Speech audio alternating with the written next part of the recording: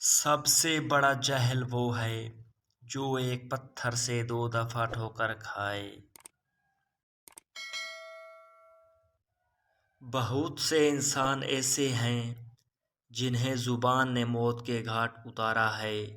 محبت کا اصل حقدار تو اللہ ہے، بس تم اس کے آگے جھکو، وہ تمہیں کسی کے آگے جھکنے نہیں دے گا۔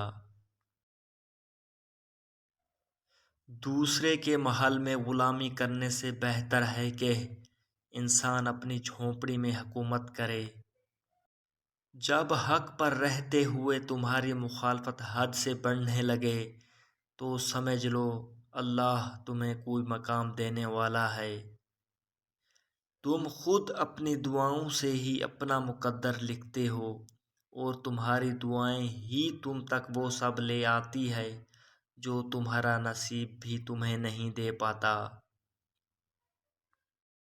اپنی جوانی کے دھوکے میں مت آنا کہ یہ عن قریب تم سے چھین لی جائے گی۔ کچھ رشتے اللہ خود ختم کرتا ہے تاکہ ہماری زندگی خراب نہ ہو سکے۔ بے شک وہ جو کرتا ہے بہتر کرتا ہے۔ ایسے شخص کو کبھی مت گنوانا جس کے دل میں تمہارے لیے محبت، فکر، عزت اور چاہت ہو۔ بے شک مشکل کے ساتھ آسانی ہے۔ مشکل وقت پر صبر کرنا اور بہتر وقت پر شکر کرنا مومن کی پہچان ہے۔ تم کسی کے ساتھ بھلائی کرو، تمہیں اس کا بدلہ برائی کی صورت میں ملے تو سمجھ لو کہ تمہاری نیکی قبول ہو گئی ہے۔ جب تمہارا دل کسی کے گلے لگ کے رونے کی چاہے تو قرآن پاک کو گلے لگا لینا۔ اور انسان کو اللہ کی محبت تب نظر آتی ہے جب اسے دنیا کی محبت تھکا دیتی ہے۔ اپنا کردار بنانے میں اتنا مشغول ہو جاؤ کہ دوسروں پر تنقید کرنے کا وقت ہی نہ ملے۔ اپنے جسم کو ضرورت سے زیادہ مت سنوارو، اسے تو مٹی میں مل جانا ہے۔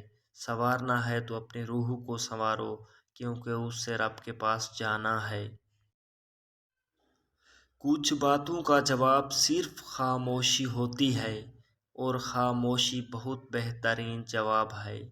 جب نیت میں کھوٹ آ جائے تو پھر یہ تینوں چیزیں راستہ بدل لیتی ہے: مال، رزق، محبت۔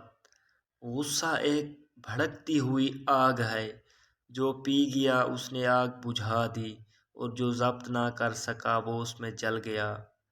برا آدمی کسی کے لیے بھی اپنے دل میں عزت نہیں رکھتا، کیونکہ وہ ہر کسی کو اپنے جیسا ہی سمجھتا ہے۔